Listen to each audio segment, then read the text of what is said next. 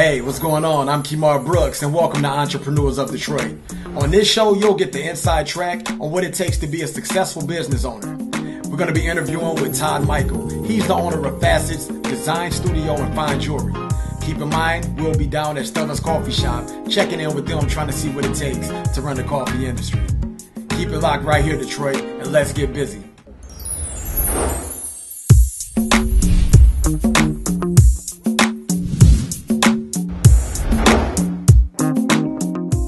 I'm standing here with Todd Michael inside of Facets Jewelry of Todd Michael.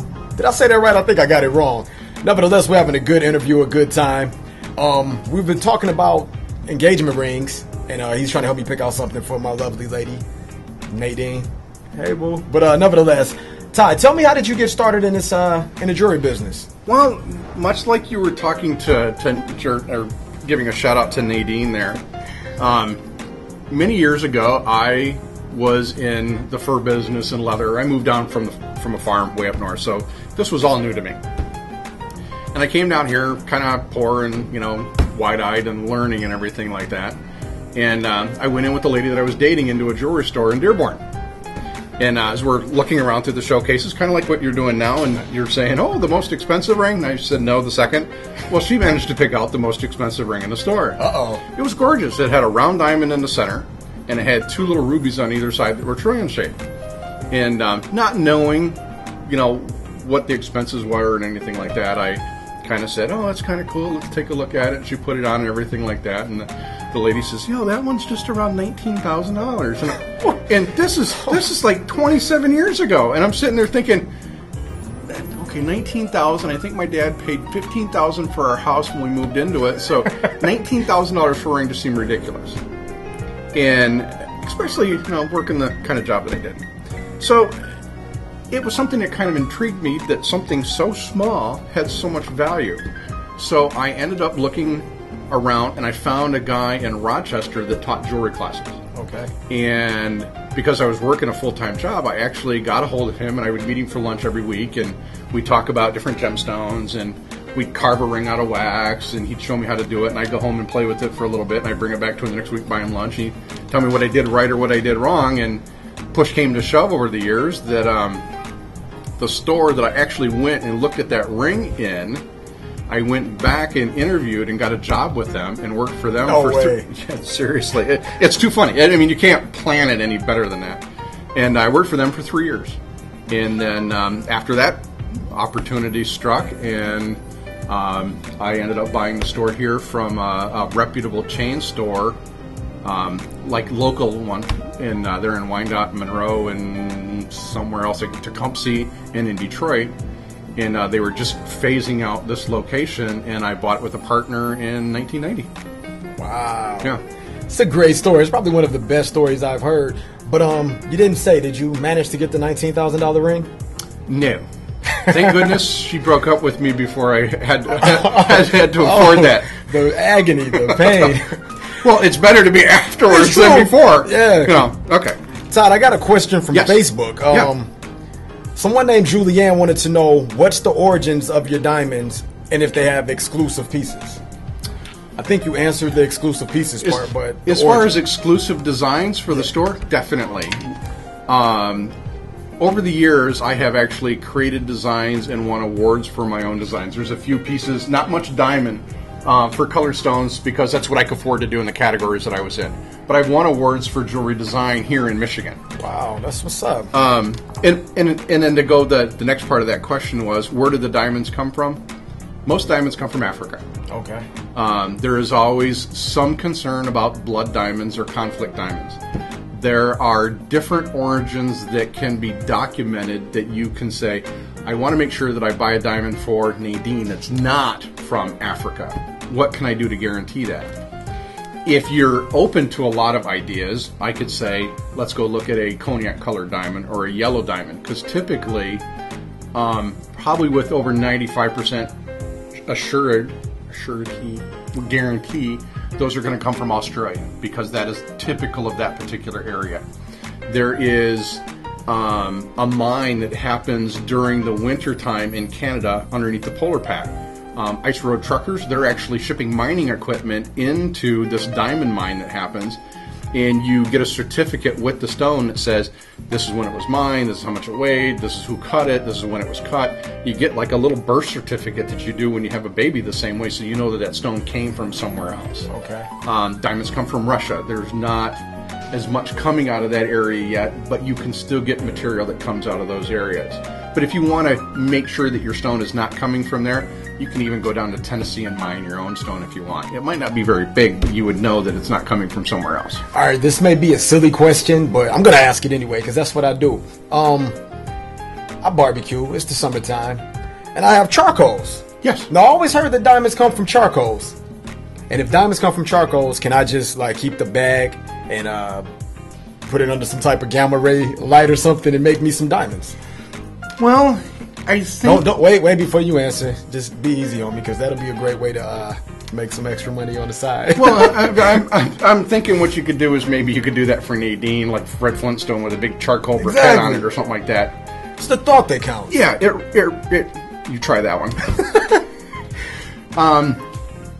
Carbon, not necessarily a charcoal briquette.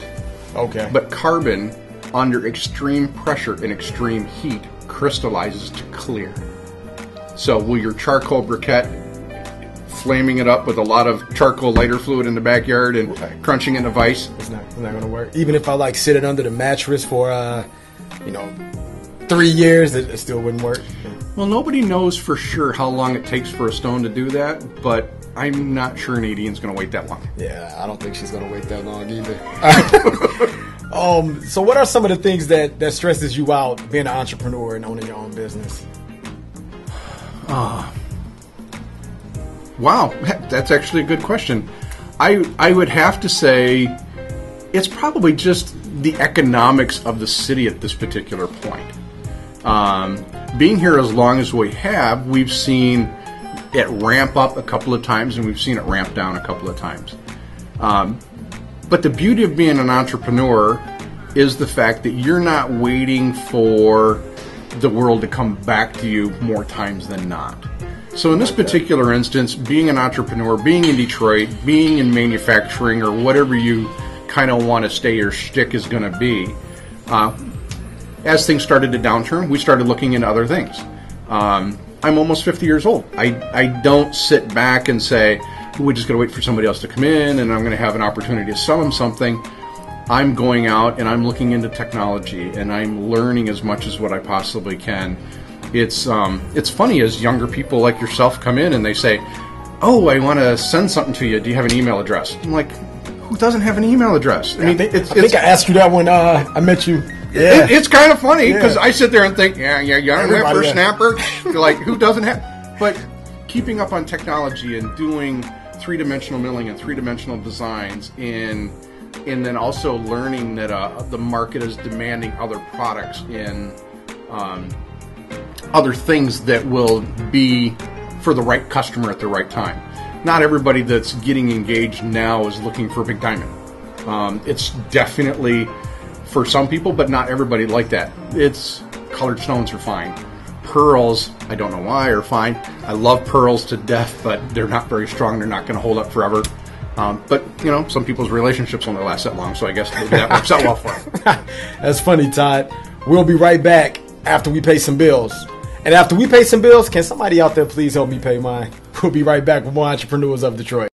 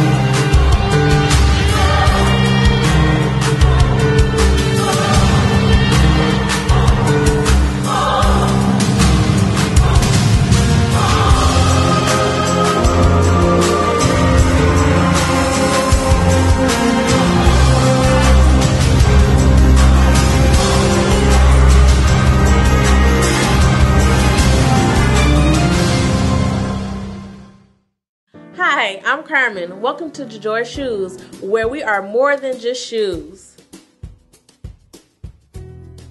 Whether it's high heels, wedges, pumps, or just a really nice dress, we cater to the needs of fashionable, fun-loving, budget-conscious ladies.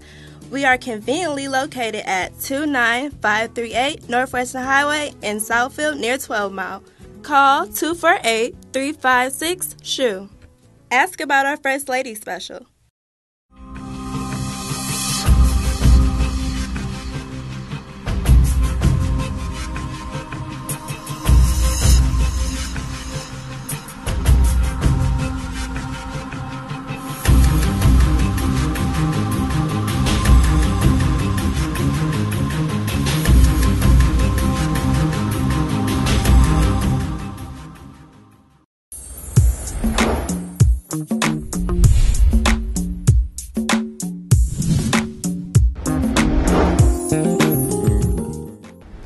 So Todd, you were talking about technology and how it plays a role in the jewelry industry.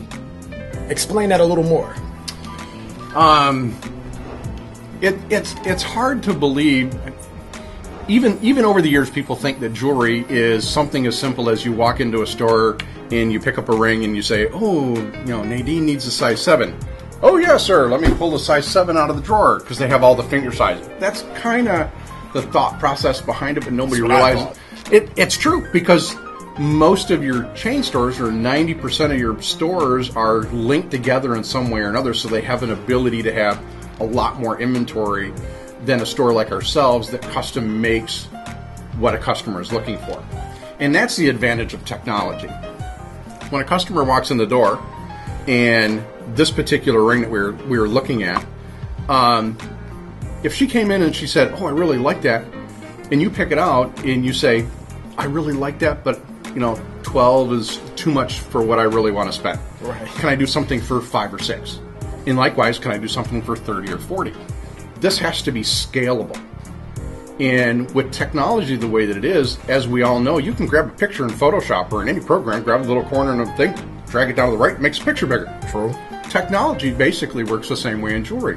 If you want to scale something larger, it's pretty similar to that type of an idea with 3D rendering programs to be able to scale a piece larger or smaller, add a few more stones, mirror something to make a wedding band that matches it, or take the stone out completely and make a men's ring that matches it. So that's how technology works. Hold up. I got another Facebook question. This one right here is from Renee Keikos. I think I'm saying her name right. She wants to know, what are the different qualities of gold, like 10 karat, 14 karat, 17 karat, and if it, I don't know how high it goes, because I've only had 10 karat gold. That's a good question. The different numbers of gold refer to the amount of actually pure gold in there. So 10 karat gold has less pure gold, that's why it's less expensive. So it's 10 24s, 14 24s, and so on. So 10, 14, 18, 19 a little bit you're seeing now in 24. And in some of the Middle Eastern countries, you see 22 karat. As you get above 18 karat, though, because pure gold is yellow, you don't see 22 karat white gold. 22 karat white gold is actually rhodium plated, or a metal that's plated over top of yellow gold to make it look white. Okay. Same thing with pure. You'll never see 24 karat pure white gold, because as you watch all the programs on TV and they're digging gold out of the ground, it's bright yellow. It's never white. It's never any other color. It's always that. So that's the differences in what you're seeing as far as 10, 14, 18, and 24. If I'm just at home, and I'm not me, I'm somebody else, and I'm watching me on TV, does that make sense? Nevertheless, if I wanted to get into the jewelry business, what would be the first step? Wow. When you look at the jewelry industry as a whole, you can literally do as much of it as you want, or you can specialize in one particular thing if you want. And right now, you can get into the jewelry industry by learning 3D programming. When we're talking about technology, you don't have to really have too much experience in jewelry as a whole to actually design a piece of jewelry. You can draw it on a piece of paper and you can take it to somebody else who can make it. And you can call yourself a jewelry designer. Draw it up. It happens every single day. Somebody comes in, Here's my little stick drawing that I drew. Can you make this for me? They bring it to somebody like me. Then you can go the step further and you can say, okay, fine. All I want to do is I want to set stones all day long. So somebody's going to hand me a ring that has a bunch of holes in it or whatever, or no holes in it. I have to drill all the holes, set all the stones in it. That person just does setting. They're a stone setter. That's all they do all day long. They set stones all day long. Somebody else just does repairs. They fix jewelry. So they're taking people's jewelry, cleaning it, fixing it, repolishing it, handing it back to them. But in the jewelry industry, you can do lots of different things. I got started off, I sat down, and I did repairs first. And then as you learn repairs, you kind of see why things happen and why they break, and then you learn how to fix them. And then when you learn how to fix them, then you kind of learn about stones and how soft some of them are, and you can't do certain things with them, or they don't take heat. So that's kind of all part of it. You can learn by coming in and working in a store like ours and sit down at the bench, and I can teach you how to do all that. That's the way that I did it. I was taught by a third-generation goldsmith. You can go to Wayne State, you can go to U of M. I've hired people that have graduated from both of those. CCS is a perfect school right here in Detroit. And they can teach you how to do jewelry design, and you can learn that, and then you go into the world and practically use your applications for it.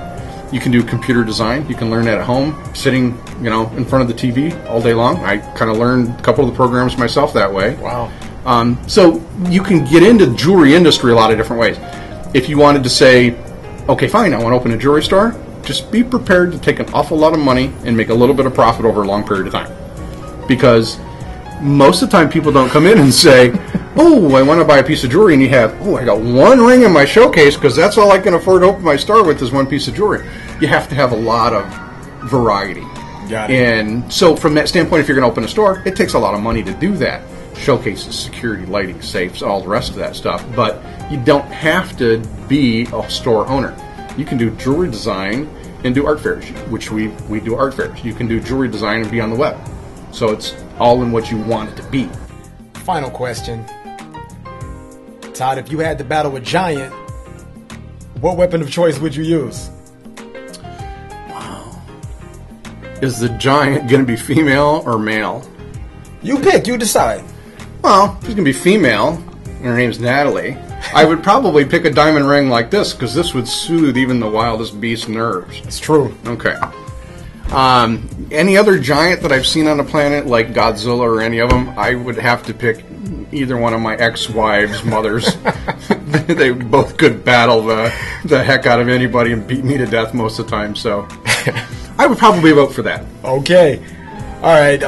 Let people know where they can find more information out about your jewelry store, Todd. We're located online at www.facetsoftoddmichael.com. We're located in the historic Fisher Building on the main floor, and our phone number is 313-871-0030. And we look forward to helping you any way that we can, even if it's battling a giant. You know what? We'll be right back after this commercial break. Hi, I'm Carmen. Welcome to Joy Shoes, where we are more than just shoes. Whether it's high heels, wedges, pumps, or just a really nice dress, we cater to the needs of fashionable, fun-loving, budget-conscious ladies. We are conveniently located at 29538 Northwestern Highway in Southfield near 12 Mile. Call 248-356-SHOE.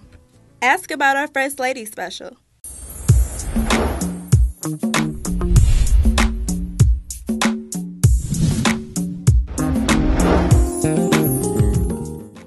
Yo, let's get busy, Detroit. I'm Kemar Brooks, the host of Entrepreneurs of Detroit. Today I'm sitting here with Elizabeth Bacon. We're inside the Stellar Coffee Shop in the Fisher Building. What's going on, Elizabeth? How you feel? Hey, doing pretty well. Had a good work day? Yep, it was a good morning. That's Good Friday morning. All right, right off the bat, if I was a new customer, because I don't know anything about coffee, Sure. what would you recommend that I drink? So a lot of people come in and they're accustomed to Starbucks maybe, so we try to just figure out what your familiarity with coffee is, what you tend to like to drink. There are a lot of people who are just, just give me regular coffee kind of drinkers. There are a lot of people who are into the caramel macchiato frappuccino kind of thing. And so we just try to find what you're familiar with and then work from there. If you like just plain coffee, our Tornado blend is really popular. I was going to ask about that. I seen a sign out there that said Tornado blend. So explain that to me. It's like a tornado and a hurricane blend, or just... It's like a tornado and a cup of coffee. What makes it a tornado blend? It's our most caffeinated cup of coffee and also the darkest, boldest blend. So if you're really looking for something, as the owner's son said, it picks you up, spins you around, and shoots 12 miles down the road. When people say they want their coffee decaffeinated, yes. Like doesn't that like defeat the purpose of coffee drinking? Not at all, because a lot of the the thing about coffee is the taste and the experience of having the warm drink, especially when it comes to like a vanilla latte, let's say. There's a lot going into it besides just the coffee. And so somebody who maybe caffeine just doesn't feel right on their body, they get a decaf vanilla latte, and then they're still able to have that really nice experience, but don't get so jazzed up. All right, Elizabeth, can you explain the different names of the coffee? Like you got the lattes and the Americanos and the macchiato. Yeah, explain what's the different names. So there are a range of espresso drinks you can make, which is basically the espresso is the concentrated, it's only several ounces of coffee that are made out of quick extraction on the high-power espresso machines. Oh. So you've got an Americano, which is when you take that espresso and you pour it over hot water. It's called an Americano because when Americans were over in Europe and they were trying to drink coffee, they were being served espresso and they wanted coffee. So then, all the Europeans started pouring it on water to water it down for, the Americans who were accustomed to a certain taste. And so now people come to appreciate an Americano as a really standard espresso drink that they get at high-quality coffee shops. And it really allows you to kind of get the taste of the espresso. And then a latte is espresso made with steamed milk. So, you have a large amount of steamed milk with just a little bit of microfoam at the top. Yep. And that's what allows you to pour all the nice artwork in the top of the drink. Okay. And then the whipped cream and the... No whipped cream. It's all the artwork is done just in the pouring of the drink. Oh, okay. So you put the espresso in a cup. Like with I that see little cups of coffee fern. with the... Okay, that's what it is. Like the little heart or something. Hearts, ferns, all that stuff. It's called fern. Oh, so a many big rosetta, words. actually. Oh. Rosetta, folks. And all of our coffee actually is brewed to order. So instead of having a large urn of coffee just sitting there, depending on the time of day, it could be sitting there for 2 hours. You don't know how long ago it was that they brewed the coffee. When the coffee's been sitting there for a long time, does it lose its kick? Or I wouldn't. The caffeine level's probably the same, but at this point not everyone drinks coffee just for the caffeine. They actually drink it for the taste. And what happens when it sits in the urn is it drops in temperature, which a lot of people don't like. They want their coffee hot, so when they add their cream and their sugar melts and all that stuff, it'll last you a while in temperature. But then also I think the flavor degrades after a while, just sitting in a big pot. Yeah. If you let your coffee sit on the counter for a while, it doesn't taste the same as when you first looks like started tea. it, right? Yeah. So what we do instead of brewing large batches is every cup is brewed to order in our pour-over method. So we start with just enough grounds for that individual cup of coffee and then use a special kettle to pour the hot water over. And then each brew gets this little bloom, it's called, which is when the coffee kind of rises and gets all bubbly looking. And so it really allows for the full extraction of all the flavors of the coffee. So